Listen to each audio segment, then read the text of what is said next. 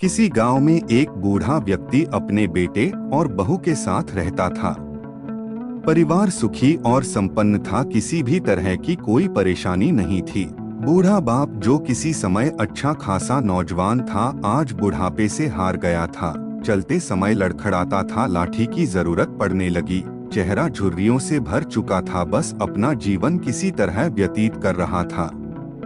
घर में एक चीज अच्छी थी कि शाम को खाना खाते समय पूरा परिवार एक साथ टेबल पर बैठकर खाना खाते थे। एक दिन शाम को बेटा ऑफिस से जल्दी घर आया और उसे भूख ज्यादा लग रही थी, इसलिए जल्दी से खाना खाने बैठ गए। साथ में बहू और उसका एक पोता भी खाने लगे। बूढ़े पिता जैसे ही थाली उठाने लगा कि थाली हाथ से गिर पड़ा, थोड़ी दाल टेबल पे गिर गया। इतने में बहू बेटे ने घृणा दृष्टि से पिता की ओर देखा और फिर से अपना खाने में लग गए। बूढ़े पिता ने जैसे ही अपने हिलते हाथों से खाना खाना शुरू किया तो खाना कभी कपड़ों पे गिरता तो कभी जमीन पर गिर जाता। फिर उसकी बहू ने चिढ़ते हुए कहा, हे राम, कितनी गंदी तरह से खाते हैं, मन करता है इनकी थाली किसी अलग कोने में लगवा दूं। बेटे ने भी ऐसे सिर हिलाया जैसे पत्नी की बात से सहमत हो। उनका पोता यह सब मासूमियत से देख रहा था। अगले दिन पिता की थाली उस टेबल से हटाकर एक कोने में लगवा दी गई। पिता की डबडबाती आंखें सब कुछ देखते हुए भी कुछ बोल नहीं पा रही थी। बूढ़ा पिता अब रोज घर के एक कोने में खाना खाने लगा। खाना कभी इधर गिरता कभी उधर गिरता। उनका पोता अपना खाना छोड़कर अपने दादा की तरफ देखता रहता। एक दिन उसकी माँ ने पूछा, क्या हुआ बेटे, तुम दादाजी की तरफ क्या देख रहे हो और खाना क्यों नहीं खा रहे?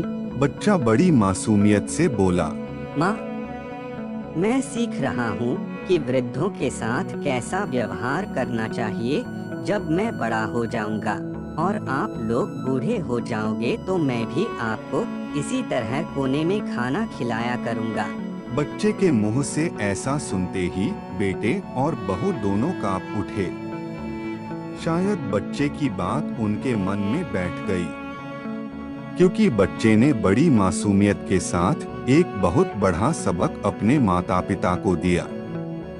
बेटे ने जल्दी से आगे बढ़कर अपने पिता को उठाया और वापस टेबल पे खाने के लिए बिठाया और बहू भी भागकर पानी का गिलास लेकर आई कि पिताजी को कोई तकलीफ ना हो।